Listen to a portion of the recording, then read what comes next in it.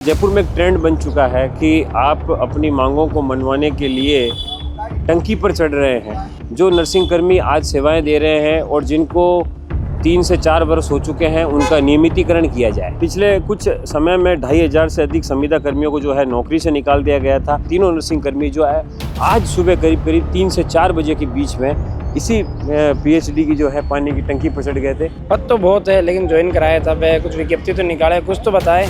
अभी बता तो कुछ भी नहीं रहे। भरोगे कैसे? हटा तो आप क्या 1500 रहे और 900 ले रहे हो, उसमें से भी तो पूरा क्या कर रहे हो। और उनको भरो तो सही, एक बार पता तो चले भर रहे। केवल कह रहे कमेटी बिठा रहे, अभी तो कमेटी का कुछ नहीं है। तो आज तो 2-3 जने टंकी पे चढ़े और आने वाले समय में यदि सरकार नहीं मानी तो सबको टंकी पे चढ़ना पड़ेगा। ये बिना किसी सूचना के अचानक चढ़े, क्योंकि परेशान है कहीं ना कहीं।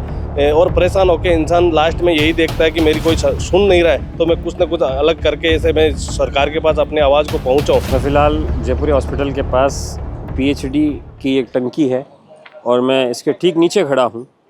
और यहाँ आने की एक वजह है, आजकल जयपुर में एक ट्रेंड बन चुका है कि आप अपनी मांगों को मनवाने के लिए टंकी पर चढ़ रहे हैं। पिछले दिनों एक वाकया सामने आया जब छात्र संघ चुनाव की बहाली को लेकर के एनएसयूआई के 3 नेता टोंक रोड स्थित एक पानी की टंकी पर चढ़ गए थे। उसके बाद बहुत बड़े स्तर पर प्रशासन को जूझना पड़ा और आखिर में उस पर समझौता हुआ और वो तीनों छात्र टंकी से नीचे उतरे। फिलहाल ये एक सेम ऐसा ही प्रकरण है जिसमें जो नर्सिंग कर्मी हैं राजस्थान के, वो करीब पिछले 3 महीनों से एसएमएस मेडिकल कॉलेज के बाद धरना देकर के बैठे हैं। उनकी 3 से 4 बड़ी मांगें हैं। नंबर 1 मांग, जो नर्सिंग कर्मी आज सेवाएं दे रहे हैं और जिनको 3 से 4 वर्ष हो चुके हैं, उनका नियमितीकरण किया जाए। नियमितीकरण किस आधार पर किया जाए? 1965 के भारतीय राजस्थान चिकित्सा एक्ट के अनुसार किया जाए। 2013, 2018 और 2023 में जो भर्तियां आई, उन भर्तियों में जिस तरीके से नर्सिंग कर्मियों का चयन किया गया, मेरिट और बोनस के आधार पर अनुभवी नर्सिंग कर्मियों को जगह दी गई, ठीक वैसा ही एक भर्ती प्रक्रिया निकाली जाए। 7000 पदों की एएनएम के लिए और 12000 पदों की नर्सिंग स्टाफ के लिए भर्ती निकाली जाए। और उसके बाद जो है जितने भी नर्सिंग कर्मी संविदा पर कार्यरत है, उन सबको उसमें एडजस्ट किया जाए। करीब राजस्थान में फ़िलहाल 20,000 संविदा कर्मी हॉस्पिटलों के अंदर काम कर रहे हैं। तो नंबर 1 मांग जो है इनकी ये है। उसके अलावा पिछले कुछ समय में 2500 से अधिक संविदा कर्मियों को जो है नौकरी से निकाल दिया गया था, तो उनको पुनः बहाल किया जाए। और तीसरी जो मांग है, एक नर्सिंग कर्मी दीपक खारवाल आज से 1.5 महीने पहले उन्होंने पॉइजन खा लिया था, सुसाइड कर लिया था। उसकी पत्नी को मुआवजा और नौकरी देने संबंधी तमाम जो वादे प्रशासन ने किए थे, उन वादों पर अभी प्रशासन खरा नहीं उतरा है। और इस सब मांगों को लेकर के 3 नर्सिंग कर्मी, जो कि जो नर्सिंग एसोसिएशन है उसके पदाधिकारी भी हैं, विमल शर्मा है, रॉबिन शर्मा है और संजीता चौधरी है। तीनों नर्सिंग कर्मी जो है आज सुबह करीब 3 से 4 बजे के बीच में इसी पीएचडी की जो है पानी की टंकी पर चढ़ गए थे। एक नर्सिंग कर्मी मेरे सामने है भी। आप लक्ष्मी, एक बार आप कैमरे में झूम करके बताइए किस तरीके से नर्सिंग कर्मी जो है वहाँ पर बैठे हैं। तो ये अभी फ़िलहाल जो है बहुत बड़ी संख्या में पुलिस प्रशासन जो है यहाँ पर तैनात है।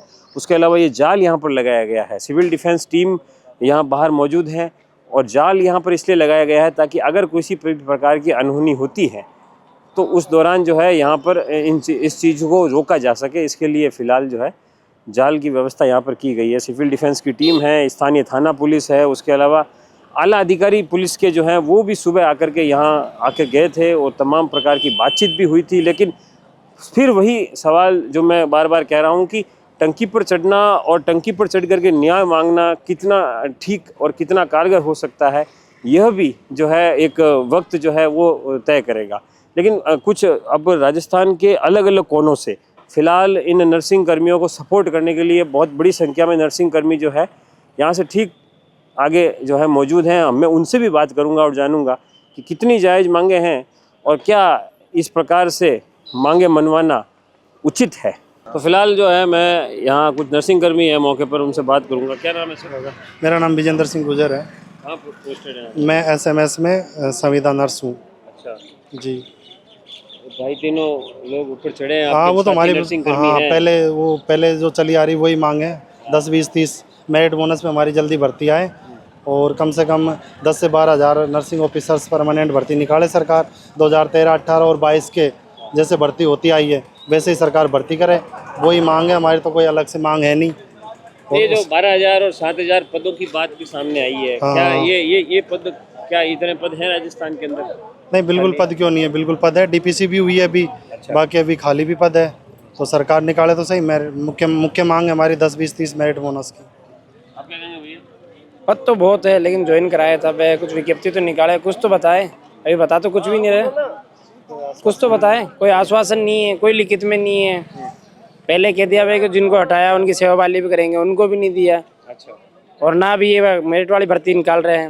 नहीं अभी एक और आदेश आया है कल, तो मैंने देखा है कि एनएचएम के तहत 980 नर्स ग्रेड सेकंड के जो पद थे उनको भी अब जो है उसी मोड पे भरा जाएगा प्लेसमेंट एजेंसी। भरोगे कैसे? हटा तो अब क्या 1500 रहे और 900 ले रहे हो, उसमें से भी तो पूरा का कर रहे हो बा। और उनको भरो तो सही है, एक बार पता तो चले भर रहे।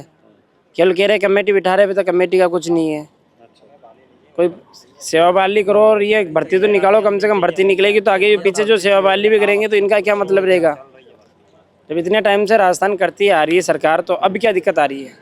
अब भी तो करना चाहिए ना। आप क्या कहेंगे भैया? 10-20 है हिंडोन हिंडोन से ये खबर सुनने के बाद आए। इन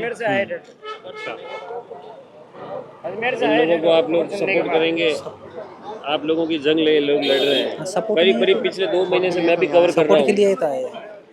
नर्सिंग मेडिकल कॉलेज के गेट के बाहर धरना जो लग रहा है, मैं 2 महीने से कवर कर रहा हूँ। क्या कहेंगे, सरकार क्यों नहीं सुन रही है? क्या दिक्कत क्या है?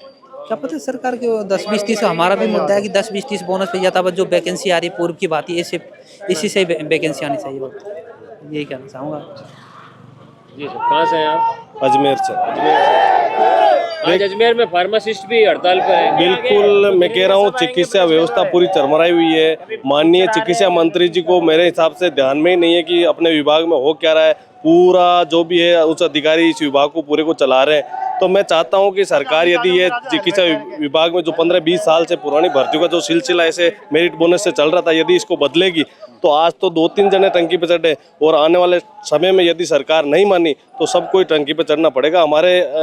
इसके अलावा हमारे पास कुछ बचा भी नहीं है। ये प्रदेशव्यापी हड़ताल की बात भी की जा रही थी आपकी नर्सिंग एसोसिएशन की ओर से, क्या वो प्रस्तावित है आप लोगों की ओर से पूरे प्रदेश के अंदर?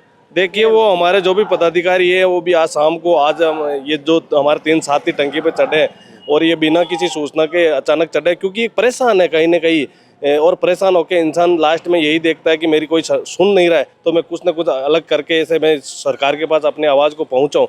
और जो भी हमारे जो डेलीगेशन आज जो बनेगा, वो जो बातचीत करेंगे आपस में मिलके, और उसके अनुसार हम सारे कल तक मेरे हिसाब से यहाँ आज जो 100-200 की संख्या है, कल से 2000 की संख्या भी होगी और हॉस्पिटलों की व्यवस्था भी चरमराएगी। भैया क्या कहेंगे, 1-1.5 महीने पहले आपके एक साथी थे दीपक खारवाल, उन्होंने सुसाइड किया था। कुछ समय बाद जब मांगों पे सहमति नहीं बनी तो उसके बाद जो उनकी पत्नी है उन्होंने भी सुसाइड की कोशिश की, हालांकि उनकी जान बच गई। क्या कहेंगे, सरकार हर मामले में विफल है? इसमें सरकार कहीं ना कहीं विफल हो रही है। इसके लिए ये आवाज़ नर्सिंग युवाओं की आवाज़ को नहीं सुना जा रहा है। सरकार को जल्द से जल्द संज्ञान लेना चाहिए ताकि ये जो भी टंकी में चढ़े हुए हैं ये नीचे आएँ और इनकी सेवा बहाली और मेरिट प्लस बोनस 10, 20, 30 से विज्ञप्ति जारी हो।